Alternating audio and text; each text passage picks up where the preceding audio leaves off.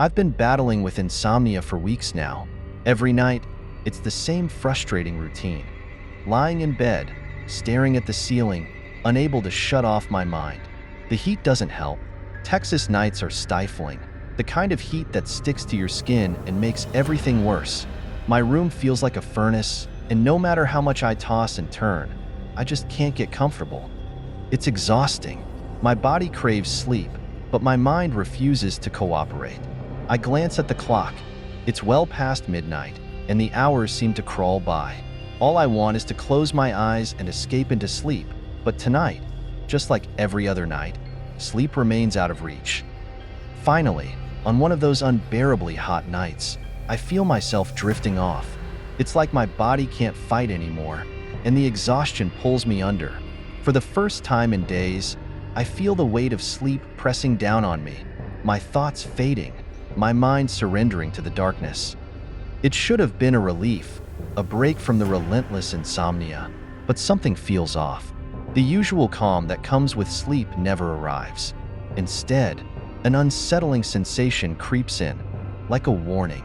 What should have been a peaceful escape turns into something far more disturbing. I wake up suddenly, but something's wrong. I can't move. It's like my body is glued to the bed, completely frozen.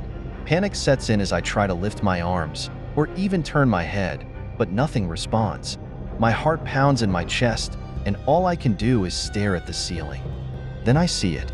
Out of the corner of my eye, something shifts in the dark. A shadow, slowly taking form in the corner of the room. My breath catches in my throat as the figure moves toward me, its presence filling the room with a weight I can feel pressing down on me. Fear surges through me, but I'm trapped, unable to scream or run. As the figure inches closer, the pressure on my chest tightens, making it harder to breathe.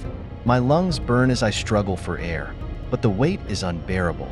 Then, the whispers start, soft, barely audible at first, like someone speaking just out of reach. The words are unclear, but I know they're meant for me. I want to shut my eyes, pretend it's not happening, but I can't. The figure is right there, looming over me now, its dark form filling my vision. There's something about its presence, something evil. I can feel it deep in my bones. Every second it gets closer, the fear inside me grows, twisting into a terror I can't describe. Something is about to happen, something awful, and I'm powerless to stop it. Suddenly, I'm free. I bolt upright in bed, gasping for air, my heart pounding in my chest. The room is eerily quiet. I scan every corner, but it's empty. No shadowy figure, no whispers, just silence. But even though I can't see anything, I can feel it. That same presence, still lingering in the air, watching. I try to convince myself it was just a nightmare, a hallucination brought on by my insomnia, but deep down, I know something's wrong. The fear grips me tighter than before, and the thought of falling asleep again fills me with dread. Was it all in my head, or is something real, something dark, hiding in the shadows of my room? I don't know, but I'm afraid to find out. We finally arrived at the Appalachian Mountains, hearts pounding with excitement and curiosity. The air was thick with mystery, and every step felt like we were walking into something otherworldly. I could feel the weight of the legends here, stories of the Wendigo, a creature we had been obsessing over for months. Armed with our cameras, we were ready to capture what so many claimed to be only a myth. As we ventured deeper into the isolated trails, the trees closed in around us, the shadows growing longer. I was convinced we were about to uncover something extraordinary. As night fell, the forest around us seemed to shift. The air grew colder, and the once peaceful silence was replaced by unsettling sounds. Branches snapping, faint footsteps echoing in the distance. At first, we tried to brush it off, telling ourselves it was probably just animals or the wind playing tricks on us. But the more we listened, the harder it became to deny the truth. Something, or someone, was out there, moving just beyond our sight. The tension between us grew as we realized we were no longer alone in these dark woods.